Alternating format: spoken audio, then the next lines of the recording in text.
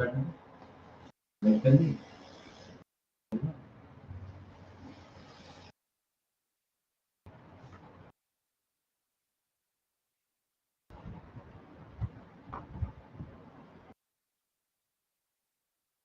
Warm welcome to all of you. स्वागत है आप सभी का आज के इस सेशन में। और आज हमारी जो चर्चा का विषय होगा वो करंट अफेयर के उन तमाम मुद्दों पे आज हम समाहित करेंगे, जहाँ पर हम ऐसे बहुत सारे मुद्दे हैं जिन पे हम चर्चाएं करेंगे करंट सोसाइटी के आने वाले इस महत्वपूर्ण सेशन में। जिनमें हमारी टॉपिक का जो विषय की चर्चा होगी, पहली हमारी जो चर्चा होगी वो होगी कैप टाउन में जो विदेश मंत्रियों की बैठक हुई उसके बारे में चर्चा है। दूसरी जो हमारी चर्चा रहेगी वो जो हमारी दूसरी चर्चा है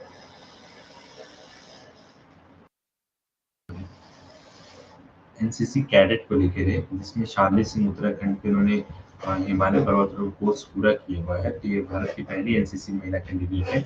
तो इसके बाद चर्चा देखते हुए फिर हम अपने तीसरे टॉपिक पे चलेंगे। तो हमारा तीसरा टॉपिक है वो है ओडिशा रेल दुर्घटना। जैसा कि आप सभी ने अभी हाल की खबरों में सुना होगा, बार बार न्यूज़ें आपको आ रही होंगी कि ओडिशा रेल दुर्घटना की क्या चीजें हैं, उनकी हम बारीकी से एक बार हम चर्चा करते हुए आगे बढ़ेंगे। ठीक है।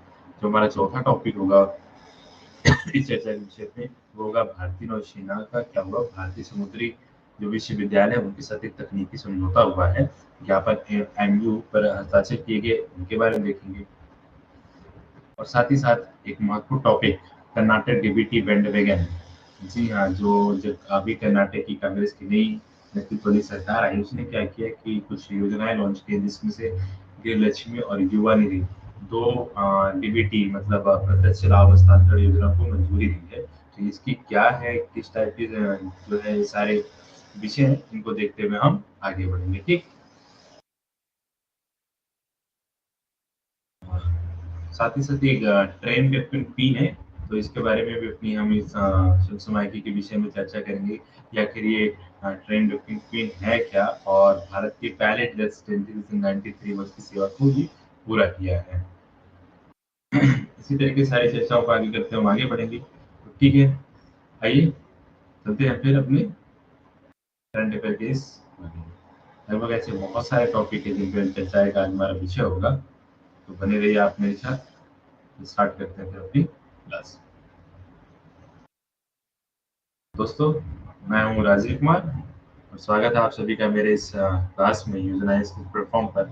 आइए बढ़ते हैं कि आखिर क्या है जो पहला हमारा टॉपिक का चर्चा का विषय है। वो चर्चा का विषय है कि कैप टाउन में ब्रिक्स विदेश मंत्रियों की बैठक की। आखिर ये चर्चा का विषय पूरा क्योंकि ब्रिक्स में क्या हुआ, ब्रिक्स में दक्षिण अफ्रीका की विधायी राजधानी जो यहाँ की दरअसल दक्षिण अफ्रीका में 3 राजधानियां हैं, तो उनमें क्या है कि जो विधायी राजधानी है कैप टाउन,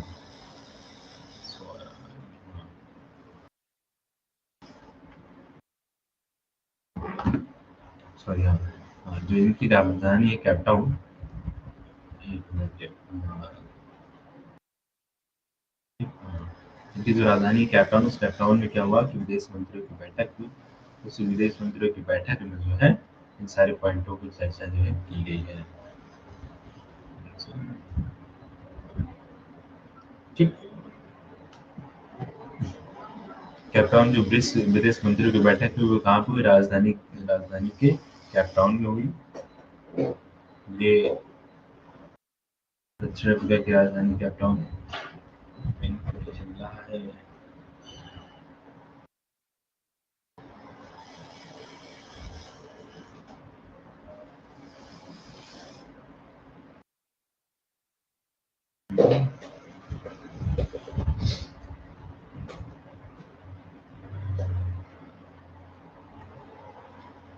या वो किचन में है।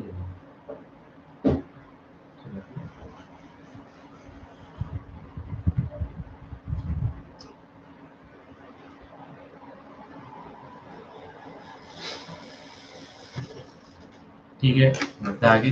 तो ब्रिक्स देशों की जो विदेश मंत्रियों की बैठक उसमें क्या हुआ कि एस जयशंकर ने भाग लिया, जो भारत के विदेश मंत्री इन्होंने भाग लिया। उस दौरान जो चर्चा की गई वो ये की गई कि किस तरीके से विदेश मंत्रियों की जो बैठक हुई 1 से 2 जून के, इस पे क्या विषय के मुद्दे रहे, इन पर बात करेंगे। जो हमारी विषय की बात हुई वो है दक्षिण अफ्रीका में होने वाली 15वें ब्रिक्स सम्मेलन, जो अभी कि उसके अंतिम एजेंडे को रूप देना, मतलब ये कि जो अभी हमारी 14 के बाद जो 15वां ब्रिक्स सम्मेलन है, वो कहाँ पे होने वाली है? वो अफ्रीका में होने वाली है। तो अफ्रीका के सम्मेलन में क्या करना है? तो उन सभी मुद्दों पे चर्चा पे बात करनी है, ठीक।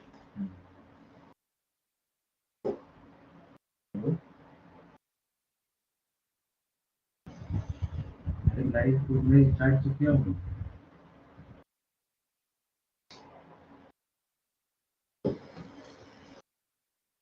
You are currently the only person in this conference.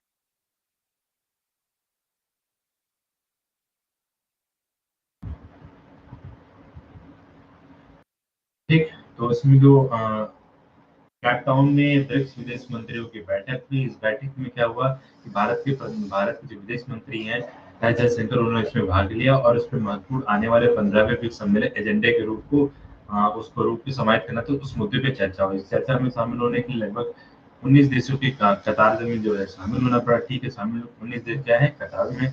दूसरा ये जो संयुक्त समझौता, उसमें युवा विदेश मंत्री की बैठक में सहमति व्यक्त की गई कि विकासशील जो देश है इनके बीच एकता को बढ़ावा दिया जाना चाहिए। क्या इस ब्रिक्स सम्मेलन में ये बात हुई कि जो विदेश मंत्रियों की बैठक हुई सम्मेलन में, इस सम्मेलन में ये कहा गया कि विकासशील जो देश है इनकी एकता को बढ़ावा दिया जाना चाहिए, ठीक। दूसरी ये हुई कि जो वैश्विक शासन प्रणाली है उसमें सुधार करते हुए आगे बढ़ना चाहिए। जो वैश्विक शासन प्रणाली है इसमें सुधार करते क्या हुए? आगे बढ़ाने का प्रयास किया जाए। तीसरा ये है कि 2030 तक जो सतत विकास लक्ष्यों की प्राप्ति करनी है, जो हमारे एसडीजी गोल है, उस एसडीजी गोल को क्या करना है कि जो प्राप्त करना है, उस एसडीजी गोल को प्राप्त करने के लिए, उसमें सतत विकास करने के लिए तथा विश्व शांति के योगदान के लिए इस प्रमुख जो मंत्रियों की बैठक है विदेश मंत्री, उसमें चर्चा की, ठीक है। अब दूसरे पॉइंट ये आगे बढ़ता है, आखिरी ब्रिक्स सम्मेलन है क्या? तो ब्रिक्स का पूरा फॉर्म क्या नाम है? ब्राजील, रूस, भारत, चीन और दक्षिण अफ्रीका। इन 5 देशों को मिला के ब्रिक्स का जो है निर्माण किया गया है। वैसे गोल्डमैन सैक्स के अर्थशास्त्री जिम ओनील ने 2001 में उसमें ब्रिक था, एस जो है साउथ अफ्रीका को छोड़कर, उसमें 4 देश ब्रिक दक्षिण अफ्रीका के बिना शब्द गढ़ा हुआ था, तो ये जो है इन्होंने निर्माण किया। उन्होंने दावा किया 2050 तक 4 ब्रिक अर्थव्यवस्थाएं क्या होंगी? 4 जो अर्थव्यवस्थाएं जो वैश्विक अर्थव्यवस्थाओं से हावी हो जाएंगी। इस चक्कर में इनका निर्माण किया गया था। तो दक्षिण अफ्रीका को 2010 में सूची में शामिल किया गया। आखिर दक्षिण अफ्रीका का देखा जाए तो वो देश कब शामिल हुआ? 2010वीं सूची में शामिल किया गया, ठीक है। फोरम के अध्यक्षों की बात करें तो वार्षिक रूप से इसमें जो है अलग अलग बैठक की जाती है, कभी चाइना में, कभी भारत में, कभी रूस में, कभी जो है साउथ अफ्रीका में। तो जितने भी ब्रिक्स के देशों की कंट्री वहां पे क्या हुआ, अलग अलग रूप से वार्षिक दरों पे, मतलब ये कि हर साल जो है इनकी बैठक की जाती है। और अगर देखा जाए तो ब्रिक्स में कितनी दुनिया की आबादी है, तो लगभग 40% हिस्सा जो है ब्रिक्स में इसकी आबादी है, ठीक है। या दुनिया के सकल घरेलू उत्पादों का लगभग 30% हिस्सा है। जितनी जी है पूरी वैश्विक जो जीडीपी है उसका लगभग आधे से कम हिस्सा, लगभग 30% हिस्सा जो है क्या है, इसकी जीडीपी का हिस्से के रूप में समाहित, ठीक है। 2014 में ब्राजील के फोटोजुआ में 6वें जो शिखर सम्मेलन था, वो सम्मेलन द्वारा विश्व सरकार ने नया एडीबी बैंक, एडीबी जो विकास बैंक उसकी स्थापना की थी, और इसी स्थापना के साथ ये बैंक क्या हुआ था, इसके प्रारूप में स्टार्ट हो गया था, ठीक। नेक्स्ट हमारा जो टॉपिक का विषय है वो है संरक्षित बीज के बारे में है कि आखिर ये क्यों चर्चा का विषय है, इस पे देखते हैं कि जो संरक्षित बैंक बीज है उसके बारे में चर्चा का विषय वही रहा कि उड़ीसा सरकार ने बीज प्रणालियों के लिए मानक संचालक प्रोटोकॉल एसओपी का जो है एसओपी जारी किया है, जिसमें ये कहा जा रहा है कि पारंपरिक जो बाजरा किस्म की जो फसलें हैं उन पे क्या किया जाए कि लेंडर्स वैरायटी लिस्ट कमेटी एलवीआरसी नामक एक समिति की स्थापना की जाएगी, ठीक है। इस पे बाजरा की फसल की खेती हो उस पे जो क्या किया जाएगा, एलवीआरसी नामक एक समिति की स्थापना की जाएगी।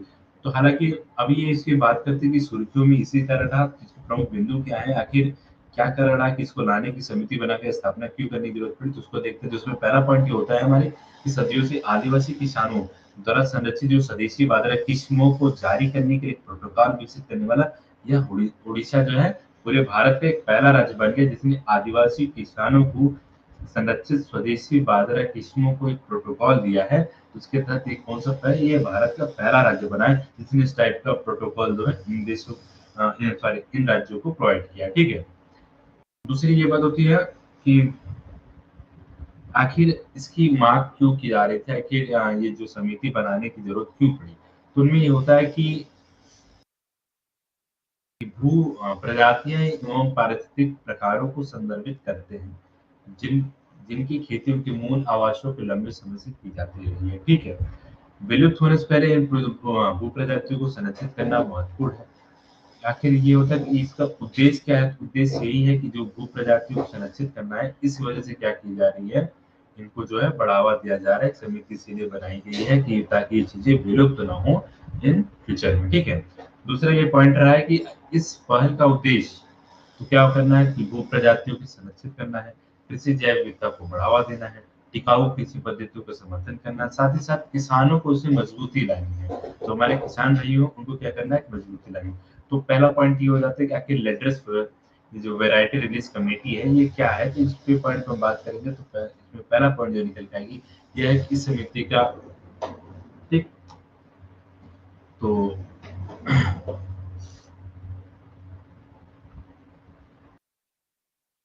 ये तो जो हमारा ये उड़ीसा बाजरा मिशन ओएम ओएमएम उड़ीसा बाजरा मिशन के तहत आयोजित पार्टिसिपेटरी वैराटाइल ट्रायल पीवीटी ने बताया है कि कुछ बाजरा लैंडरेज भू प्रजातियां विभिन्न कृषि पद्धतियों के तहत जारी किस्मों से बेहतर तुलना प्रदर्शन करते हैं, ये कहा जा रहा है। लेकिन इस समिति का जो उद्देश्य था तो वो उद्देश्य यही है कि पारंपरिक बाजरा प्रजातियों संरक्षण संरक्षण में संरक्षक किसानों को विशेष रूप से आदिवासियों के प्रयासों को मान्यता देना है।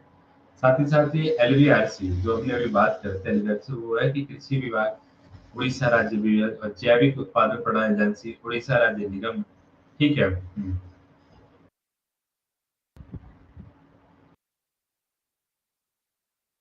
प्रौद्योगिकी विश्वविद्यालय आईसीआर आईएएमआर संरक्षक किसान किसान संगठन इन सभी के प्रतिनिधि क्या करते थे इसमें शामिल थे। अब ये होता है कि आखिर इनको सलाह कौन दे रहा, तो समिति राज्य सरकार को उड़ीसा में बाजार की प्रमुख समीक्षा करेगी, साथ ही साथ समय समय पर क्या करेगी, अपनी एक रिपोर्ट सौंपेगी। ठीक है। और एक ही बात भी होगी तो आगे चलते अपने और एसओपी क्या होती है, जो अभी आखिर जो एसओपी लाई गई है बाजार इसमें ये क्या होती है, कार्य समूह के विभिन्न संस्थाओं के विशेषज्ञों के परामर्श से भू प्रजातियों के लिए बीज प्रणालियों के लिए एक मानक संचालन प्रोटोकॉल विकसित किया।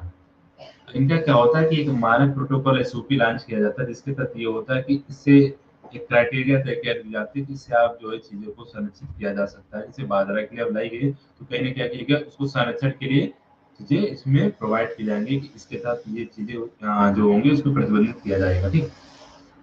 दूसरा ये है कि एसओपी ऊपर जैसे वैज्ञानिक मापदंडों के साथ स्वाद, जलवायु लचीलापन, कीट सहिष्णुता और सांस्कृतिक महत्व जैसे मापदंडों को ध्यान में रखा जाता है। इसमें एक तो स्वाद, दूसरा है कि जलवायु लचीलापन, कहीं न कहीं हम क्लाइमेट की जो होती है उन पे बात करते हैं। साथ ही साथ कीट सहिष्णुता मतलब सस्टेन, और दूसरा बात सांस्कृतिक जैसे मापदंडों का इसमें हम प्रॉपर तरीके से ध्यान करते हुए तब एक हम मानक संचालक प्रोटोकॉल एसओपी तैयार करते हैं। उड़ीसा में लैंडर सीड सिस्टम के लिए विकसित व्यापक एसओपी में केवल बाजार पर लागू होता है बल्कि बागवानी से अन्य फसलों के लिए भी क्या है, प्रासंगिक है। एक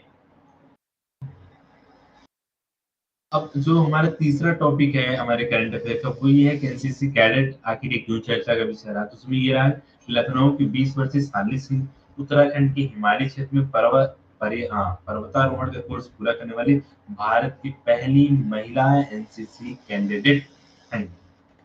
ये जो भारत की पहली महिला एनसीसी कैंडिडेट बनी है शालिनी सिंह, ये कहाँ की रहने वाली, उत्तराखंड की। इन्होंने क्या किया है कि हिमालय क्षेत्र के पर्वतारोहण में कोर्स पूरा किया है। इसी कोर्स को पूरा करते हुए भारत की पहली महिला एनसीसी कैंडिडेट बन गई है। ठीक है।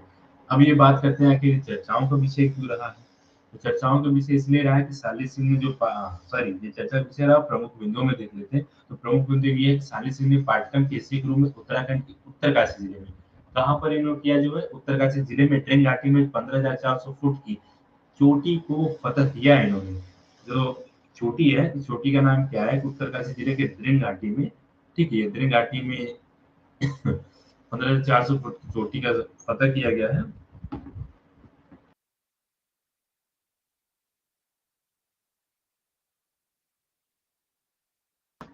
सॉरी ये चल नहीं रहा है, कोई नहीं। ठीक है। तो उन्होंने क्या किया कि चोटी की सतह फतह किया है।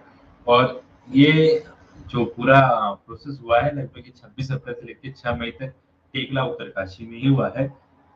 और प्रशिक्षण कठिन परिस्थितियों में सब जीरो लगभग -14 डिग्री सेल्सियस तापमान में ये जितने भी प्रोसेस हुए हैं लगभग -14 डिग्री तापमान में क्या आयोजित की है, जिनमें 45 कैंडिडेट टीम के साथ ये अकेली महिला जो है थी।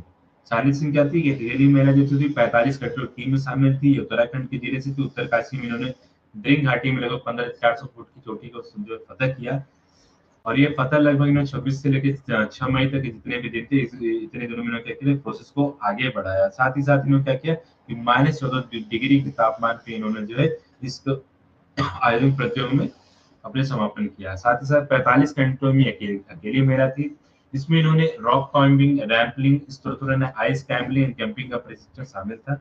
साली सिंह 67 यूपी बटालियन में सीनियर विंग एनसीसी कैडेट के तौर पे भर्ती हुए थे। ठीक है, अब ये देखा जाए कि राष्ट्रीय कैडेट कोर एनसीसी है क्या, किस विषय करते हैं हम ये देखेंगे। ये भारतीय सशस्त्र बलों की युवा शाखा है, जिसकी भारतीय सशस्त्र बल एसएसबी की एक युवा शाखा है, जिसकी मुख्यालय नई दिल्ली भारत में स्थित है। ठीक है, दूसरा इसकी स्थापना कब की गई थी, तो इसकी स्थापना की थी 16 जुलाई 1948 में इसको बनाया गया था।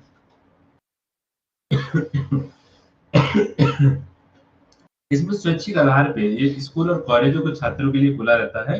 ठीक है, ये क्या होता है कि जैसे आप स्कूल और कॉलेज में जब जाते हैं तो वहाँ पे एनसीसी जो है, हाँ, जब आपकी इच्छा हो तो आप इस तरह से जुड़ाव इसका जो हो सकता है स्कूल और कॉलेजों से आप इससे जुड़ सकते हैं। तो इसकी 16 जुलाई 1948 को इसको की स्थापना की गई थी। और ये एसएसबी का जो है, भारत में एसएसबी जो सीमा सशस्त्र बल है उसकी शाखा के तौर पे जाना जाता है।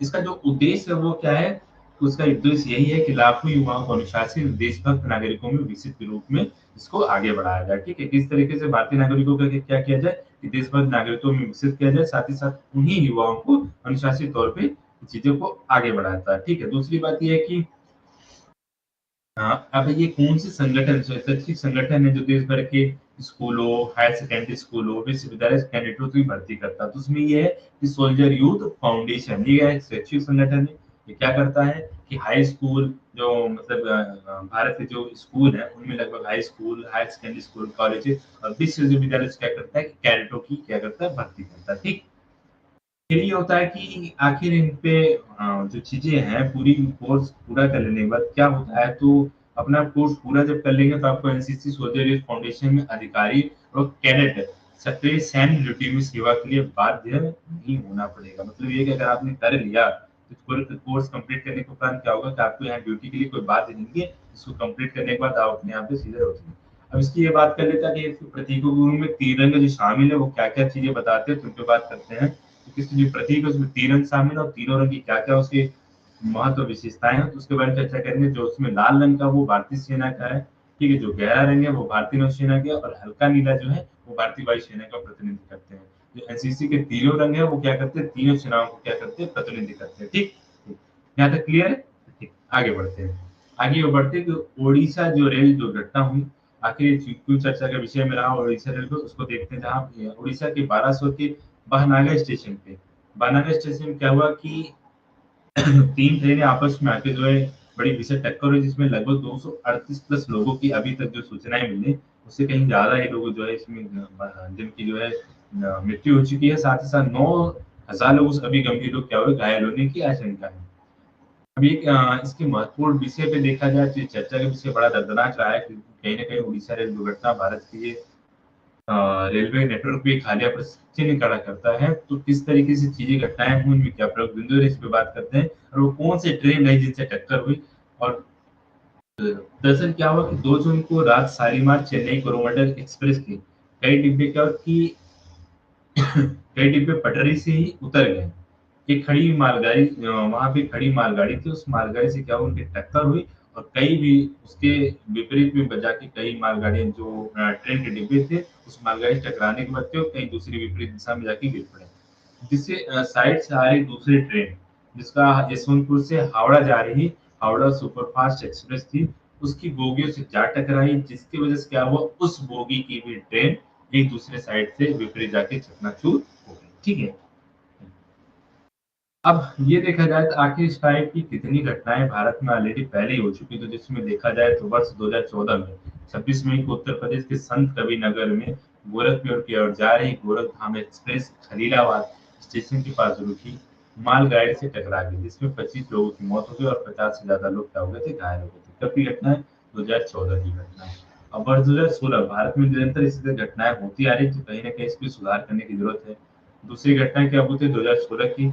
20 नवंबर को इंदौर पटना एक्सप्रेस कानपुर पुखराया के करीब पटरी से उतर गई, जिसमें कम से कम 150 यात्रियों की मौत हो गई और 150 से अधिक लोग घायल हो गए। साथ ही साथ वर्ष 2017 में 18 अगस्त को पूरी हरिद्वार उत्कल एक्सप्रेस में ये क्या हुआ कि ये मुजफ्फरनगर की पटरी से उतर गई थी, जिसमें भी 23 लोगों की मृत्यु हो गई थी, लगभग 60 लोग अन्य घायल हो गए थे। इसी तरीके से क्या हुआ कि 2022 में 13 जनवरी को बीकानेर गुवाहाटी एक्सप्रेस के 12 डिब्बे पश्चिम बंगाल के अलीपुरद्वार की पटरी पर से उतर गए, जिसमें लोगों की मौत हुई और 36 अन्य घायल हो गए। अब जो हमारी जो दूसरी टॉपिक है वो चर्चा होगी ज्ञापन समझौते पे बात होगी, जिसमें ये होगा भारतीय नौसेना और भारतीय समुद्री विश्वविद्यालय ने 2 जून को तकनीकी सहयोग के रूप में एक समझौता ज्ञापन किया। आखिर ये क्या समझौता ज्ञापन की प्रमुख बिंदुओं पर हम चर्चा करेंगे, ठीक है, जिनमें हम देखेंगे कि ये ज्ञापन समझौता क्या रहा, किनके बीच हुई और कौन सी क्या संस्था है, उनके बारे में चर्चा करेंगे, ठीक।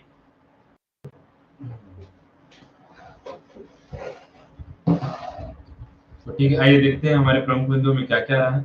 तो उनमें ये रहा कि जो जापान समझौता ज्ञापन हुआ वो हुआ संयुक्त अनुसंधान विकास और सहयोगी पाठ्यक्रम के क्षेत्र के मुद्दों को समाहित करते हुए इन रूपरेखा को तैयार की गई। वो जो समझौता किया गया वो क्या किया गया, संयुक्त अनुसंधान मतलब रिसर्च किया जाएगा एक साथ, जिसमें इन चीजों को बढ़ावा दिया जाए, जैसे सहयोगी पाठ्यक्रम को, विकास को, जिससे क्या हुआ कि भारतीय नौसेना और भारतीय समुद्री विश्वविद्यालय के प्रति लोगों को क्या हुआ, जागरूक किया जाए, ठीक है। और ये इस सहयोग में जो है शिवाजी, लोनावाला और भारतीय समुद्री विश्वविद्यालय 3 उत्कृष्टता केंद्र जो समुद्री इंजीनियरिंग की टीमें शामिल थी, इसमें शामिल होंगी। जो सहयोग की जाएंगी आईएनएस में कौन सी की जाएंगी, आईएनएस शिवाजी, लोनावाला और भारतीय समुद्री विश्वविद्यालय, इन तीनों इंजीनियरिंग टीमों को विश्वविद्यालयों को शामिल किया जाएगा, जिनके अनुसार संयुक्त अनुसंधान किए जाएंगे, जो विकास और सहयोगी के क्षेत्र में क्या करेंगे, इस चीज की रूपरेखा को तैयार करेंगे, ठीक। दूसरे पॉइंट पे हम आते हैं कि आखिर इसमें शामिल कौन कौन हुआ, तो मेटेरियल के प्रमुख वाइस एडमिरल संदीप निधानी, भारतीय समुद्री विज्ञान के vice chancellor doctor Malvi B Shankar, ये आईएएस सेवानिवृत्त है। इन समझौतों पर इन्होंने क्या किया, ज्ञापन समझौता हस्ताक्षर किए, ठीक है। उसके बाद जो हमारे तीसरे पॉइंट है ये है कि उद्देश्य क्या रहा, आखिर इसको साइन करने का उद्देश्य क्या रहा, तो उसका यही रहा कि समुद्री शिक्षा को आगे बढ़ाया जाए, साथ ही साथ अनुसंधान में संबंधित क्षेत्रों में भारतीय नौसेना की भागीदारी को बढ़ाते हुए भारतीय समुद्री विश्वविद्यालय के बीच क्या करना है, सहयोग को बढ़ावा देना, जिससे आने वाले भारत की उस चुनौतियों का समाधान किया जा सके जो चुनौतियां एक रूप से जटिलता की और आगे बढ़ेंगी, तो उनसे चुनौतियों को क्या किया जाए, निपटान किया जाए, ठीक है।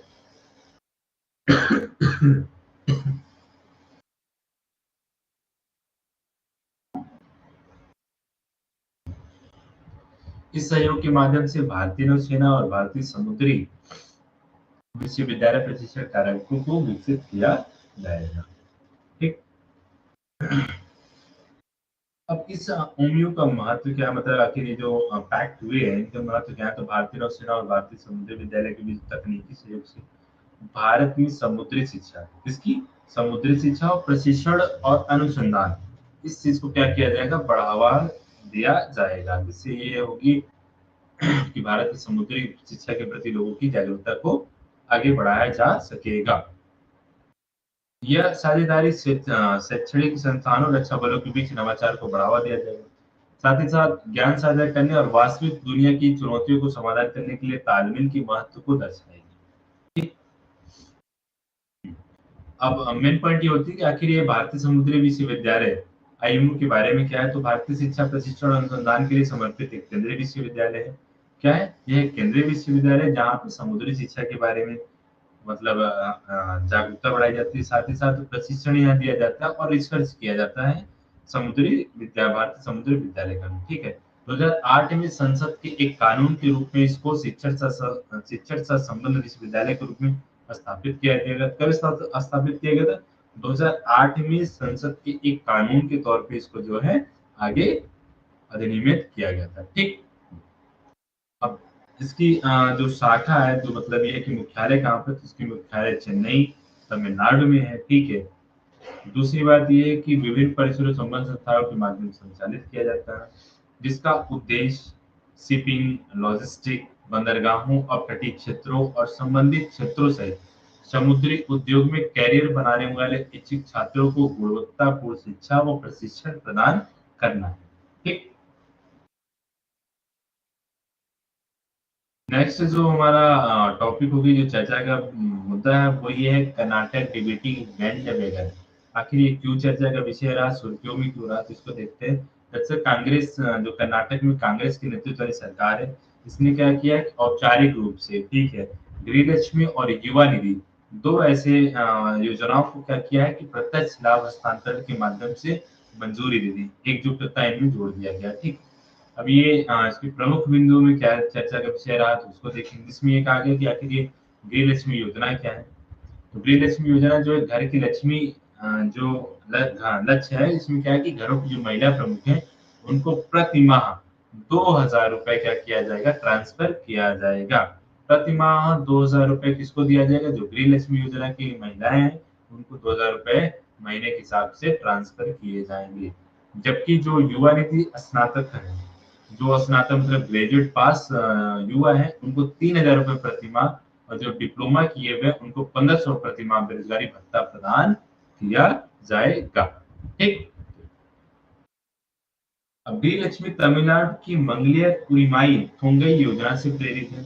अब ये होता है कि आखिर ये गृहलक्ष्मी जो योजना है, ये किससे प्रेरित है, तो ये किससे प्रेरित है, ये है मंगली कुरिमाई थोंगई योजना से प्रेरित है। तमिलनाडु की एक योजना है, उस योजना से इस चीज को प्रेरित है। लेकिन ये अलग है, क्योंकि इसमें घरों की सभी महिलाओं प्रमुखों को शामिल किया गया, ना कि केवल पात्र महिलाओं को। तो तमिलनाडु में क्या होता है कि घर की मुखिया, लगभग मान लो अगर 10 लोगों के घर का पूरा परिवार है, तो उस परिवार की एक मुखिया को जो है उसमें चुनाव किया जाता था। लेकिन इस योजना में क्या है कि सभी महिलाओं को, जो महिला प्रमुख होगी, उनकी सभी महिलाओं को ये 2,000 रुपए ट्रांसफर किया जाएगा। हालांकि ये प्रेरणा जो है तमिलनाडु के मंगल उरिमाई थोंगई योजना से ही है। ठीक।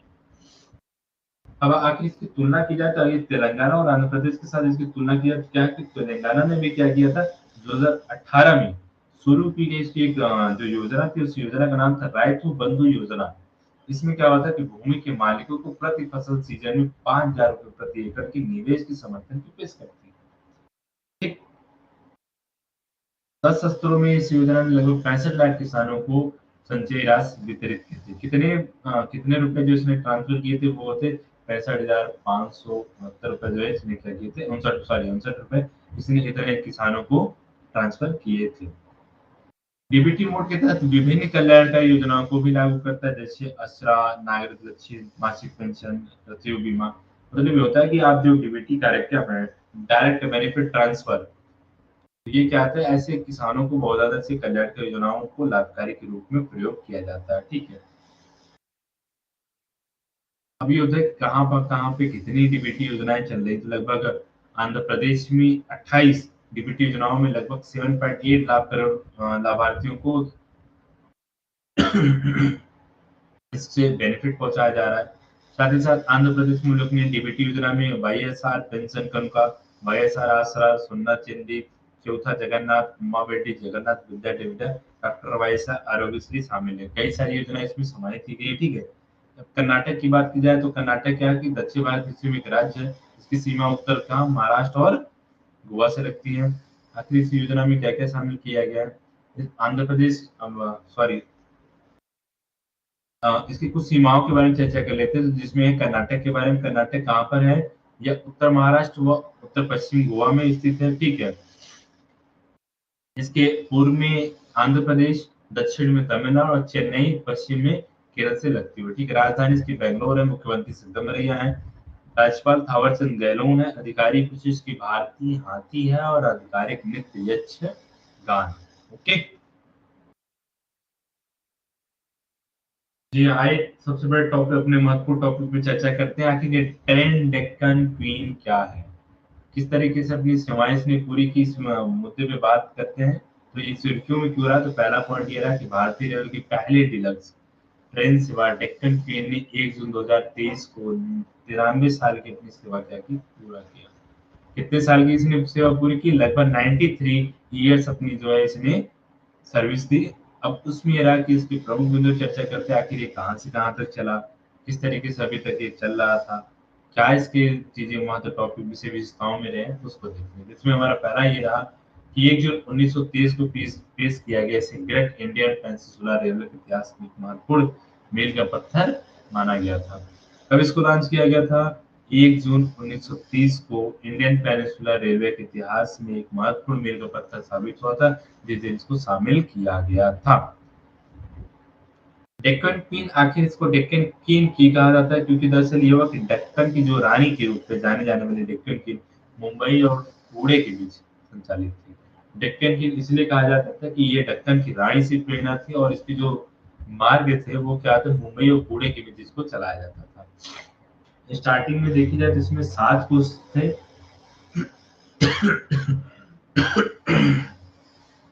जिसमें प्रथम और द्वितीय श्रेणी की सुविधाएं थी।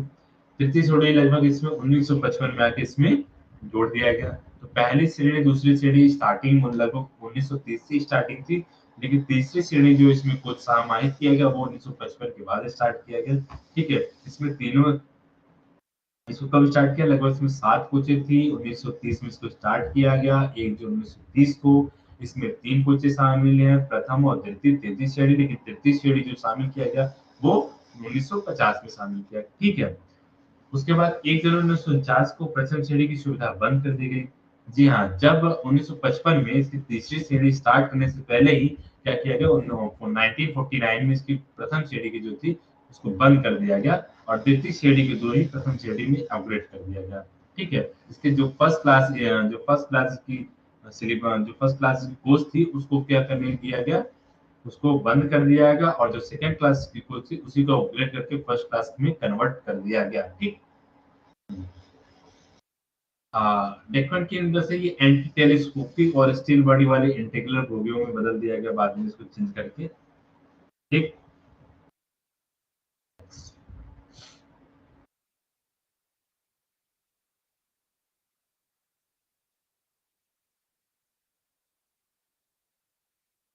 ठीक। दूसरा जो हमारा टॉपिक चर्चा होगी आर्कटिक अभ्यास होगी। ये नौसेना द्वारा नाटो सेना द्वारा आयोजित सैन्य अभ्यास है। आखिर इसको क्यों भी क्यों रहा तो उस पर हम देखेंगे बढ़ेंगे। तो ये है कि नेटो सेना ने आर्कटिक क्षेत्र में सैन्य अभ्यास शुरू किया है। आखिर इसमें प्रमुख बिंदुओं में क्या क्या शामिल है उसको देखेंगे।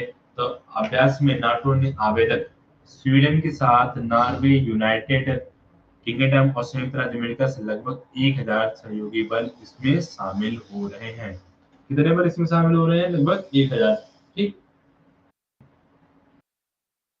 1000 बल इसमें क्या हो रहे हैं? शामिल हो रहे हैं। ठीक है, अभी हाल ही में नाटो में फिनलैंड नाटो के एक नया सदस्य के रूप में बना हुआ है। तो क्या हुआ, अप्रैल में पश्चिमी गठबंधन में शामिल होने के बाद फिनलैंड नाटो का सबसे नया सदस्य आर्कटिक क्षेत्र में अपने पहले संयुक्त प्रशिक्षण की मेजबानी कर रहा है। यूरोप में सबसे बड़े तोपखाने प्रशिक्षण मैदानों की एक रूसी सीमा के पास उत्तरी फिनलैंड के रोवाजार्वी में हुआ है। अभी रोवाजार्वी क्या है? ये उत्तरी फिनलैंड की एक जगह है रोवाजार्वी। यह अभ्यास सबसे बड़ा तोपखाना प्रशिक्षण केंद्र भी है, मतलब यूरोप का। वहां पे इसकी आयोजित किया जा रहा है। ठीक है, जिसमें फिनलैंड नाटो का हाल ही में एक नया सदस्य के रूप में 35वां लगभग 35वां सदस्य के रूप में ये चुनाव हुआ इसका। कब शामिल हुआ है? अप्रैल में जो है ये नाटो की सदस्य के दो स्वरूप में शामिल हुआ। ठीक, आखिर फिनलैंड की रक्षा करने की शपथ इसमें क्या कि नाटो के सबसे नए सदस्य फिनलैंड की रक्षा करने का वचन दिया गया है।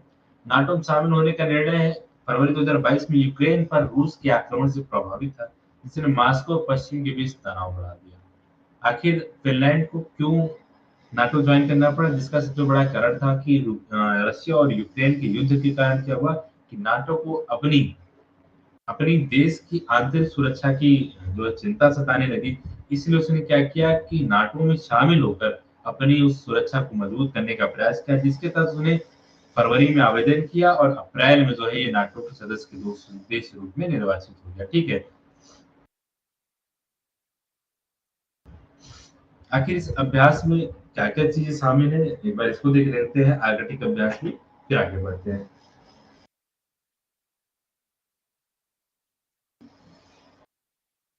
जिनमें लगभग 6500 फिनिश सैनिक सैनिक और 1000 वाहन भाग ले रहे हैं इस आर्कटिक अभ्यास में। ठीक है, दूसरा एक आर्कटिक चरण 2023 के अभ्यास में नाटो के 14 देश और लगभग भागीदारी देशों में 150 विमान भी शामिल है।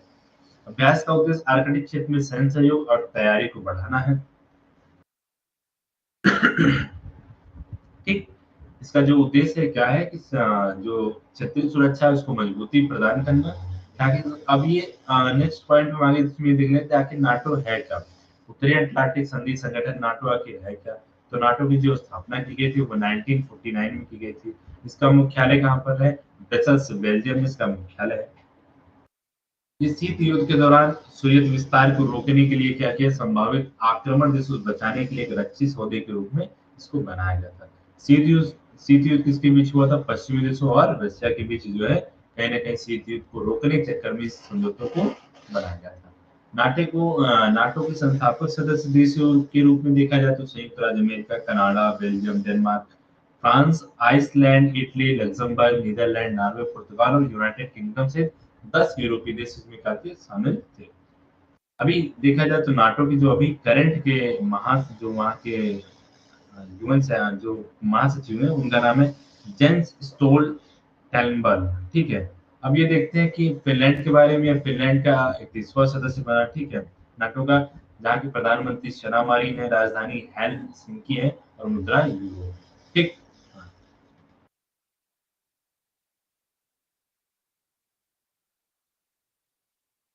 अब दूसरे पॉइंट पे बात करते हैं कि जो पॉइंट है वो ये है कि कैडेट प्रशिक्षण जो है ये रॉयल सऊदी नौसेना और भारत नौसेना के प्रशिक्षण के द्वारा लिया गया है। आइए चर्चा का विषय करते हैं कैडेट प्रशिक्षण। ये सुर्खियों में क्यों रहा? दरअसल सुर्खियों में इसलिए रहा कि रॉयल सऊदी नौसेना जो बल है RSNF के 55 कैडेट ने पहली बार भारतीय नौसेना के साथ प्रशिक्षण किया है। ठीक है, क्या किया कि जो भारतीय नौसेना के साथ ये इनके जो रॉयल सऊदी नौसेना बल है उन्होंने क्या किया, इसके साथ प्रशिक्षण लिया है। जिसमें प्रमुख बिंदु में क्या है कि भारतीय जो सऊदी नौसेना कैडेट के तैरते हुए प्रशिक्षण के लिए भारतीय नौसेना के पहले प्रशिक्षण स्क्वाड्रन जो INS थी और INS सुजाता से जोड़ा गया। ठीक, इन दो INS से जोड़ा गया है, लगभग तीर और INS सुजाता से इसको कनेक्ट किया गया है। समुद्री उड़ानों की तरह कैडेटों ने नेविगेशन, सीमेनशिप, एंकरिंग, तटीय नेविगेशन, समुद्र से पुनः पूर्ति, समुद्री नौकाओं, अग्निशमन और आपातकालीन अभ्यास में प्रशिक्षण प्राप्त किया। ठीक है, नौसेना प्रमुख इस समय कौन है? R हरिकुमार है। भारतीय नौसेना के बारे में देख लिया जाए तो ये भारतीय सशस्त्र बलों की एक समुद्री शाखा है जो समुद्र में भारत के हितों की रक्षा करने के लिए क्या है, जिम्मेदार है। भारत के राष्ट्रपति भारतीय नौसेना के जो है सर्वोच्च कमांडर होते हैं। आखिर इस सेना के कमांडर कौन होते हैं? तो वो होते हैं भारत के राष्ट्रपति। ठीक है, नेवी की कमान chief of staff naval staff के पास होती है, जो 4 स्टार एडमिरल होता है। इसकी स्थापना 26 जनवरी 1950 को और इसका मुख्यालय नई दिल्ली में स्थित है। ठीक,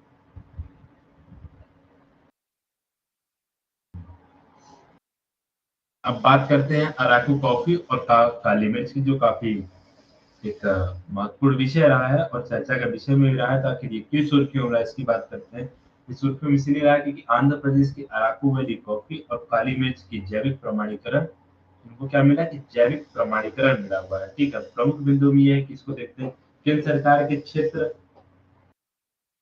के संगठन कृषि एवं प्रसंस्कृत खाद्य उत्पाद निर्यात विकास प्राधिकरण एपेडा, इसके बारे में हम देखेंगे आखिर एपेडा क्या है, इसके कब गठन किया गया, इसको देखते फिर हम आगे बढ़ेंगे। ये देखेंगे कि जैविक प्रमाणीकरण प्रदान किया गया है जिसमें आदिवासी सहकारी समितियों, गिरिजन सहकारी निगम ने कॉफी के लिए जैविक प्रमाण पत्र प्राप्त किया। विशाखा एजेंसी में चीतापल्ली डिवीजन में गोदी पकला, लांबा शिंगे और पपल्लू समेत 1300 से अधिक आदिवासी किसानों को जैविक प्रमाणीकरण प्रदान किया गया। ठीक है, जैविक प्रमाणन से लगभग 21,104 एकड़ भूमि में उगाई जाने वाली कॉफी और काली मिर्च की फसलें शामिल होंगी। कितनी फसलें शामिल होंगी? 21,104 एकड़ की भूमि में उगाई जाने वाली कॉफी और ये मिर्च शामिल होगी। ठीक,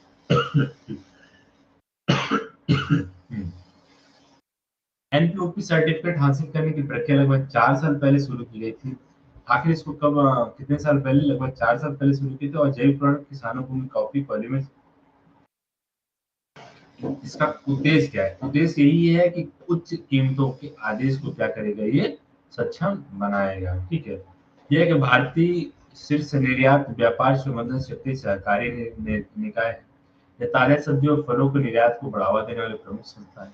यह वाणिज्य और उद्योग मंत्रालय के तहत काम करता है। ठीक, दूसरा, यह कृषि और प्रसंस्कृत खाद्य उत्पादों के निर्यात व्यापार को बढ़ावा देता है। विकास प्राधिकरण के शीर्ष निकाय के रूप में कार्य करता है। ठीक है, एपेडा क्या है? एपेडा क्या है? यह भारतीय जो है व्यापार संवर्धन सक्रिय के रूप में एक सरकारी निकाय है। दूसरा, ये ताजा सब्जियों फलों के निर्यात को बढ़ावा देने की प्रमुख संस्था है।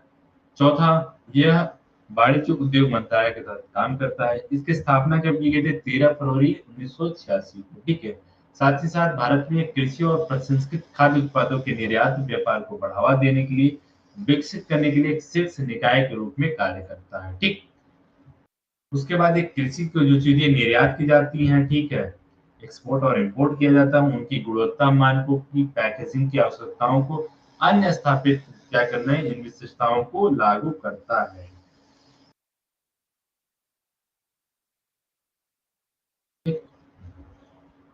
आइए अपने लास्ट इस टॉपिक के लास्ट करंट अफेयर पे चर्चा करते हैं। ठीक है, अंतिम बिंदु पे, जिनमें ये है कि लातवियाई राष्ट्रपति आखिर चर्चा का विषय क्यों रहा है। तो 2011 में लाटविया के विदेश मंत्री एडगर वेक्सविन को 100 सीटों वाली साइमा विधायिका द्वारा नए राष्ट्रपति के रूप में चुन लिया गया है। ठीक है, 2011 में क्या थी ये कि यहाँ के लातविया की जो है ये विदेश मंत्री थे, अभी इनको हाल ही में जो है राष्ट्रपति के रूप में चुन लिया गया है। खबरों के अवलोकन में देखे थे, करीब एक करीबी वोट में रिफ्लेक्सी ने 52 वोट हासिल किए, जो चुनाव जीतने के लिए आवश्यक न्यूनतम से अधिक है। ठीक है, यह लातविया आखिर देश है कहाँ पर, इसकी चर्चा करें तो लातविया क्या है, बाल्टिक सागर पर स्थित एक देश है जो लिथुआनिया और एस्टोनिया के बीच स्थित है। लातविया की राजधानी रिगा है। लातविया क्या राजधानी है? रिगा, जो अपनी उल्लेखनीय लकड़ी और आर्ट नेटिव वास्तुकला के लिए जानी जाती है। रिगा के मध्ययुगीन old town saint Peter church है और यह लोकप्रिय पर्यटन स्थल भी है। इसकी राजधानी क्या है? रिगा है। ठीक, प्रधानमंत्री कौन है? क्रिस्टजन्स करियंस। आधिकारिक भाषा क्या है? लातवियाई। ठीक, इसी के साथ हमने बहुत सारे करंट अफेयर आज चर्चा की। कल हम मिलते हैं एक नए सेगमेंट के साथ, नए चर्चाओं के साथ। तब तक के लिए ठीक है, धन्यवाद आप सभी का।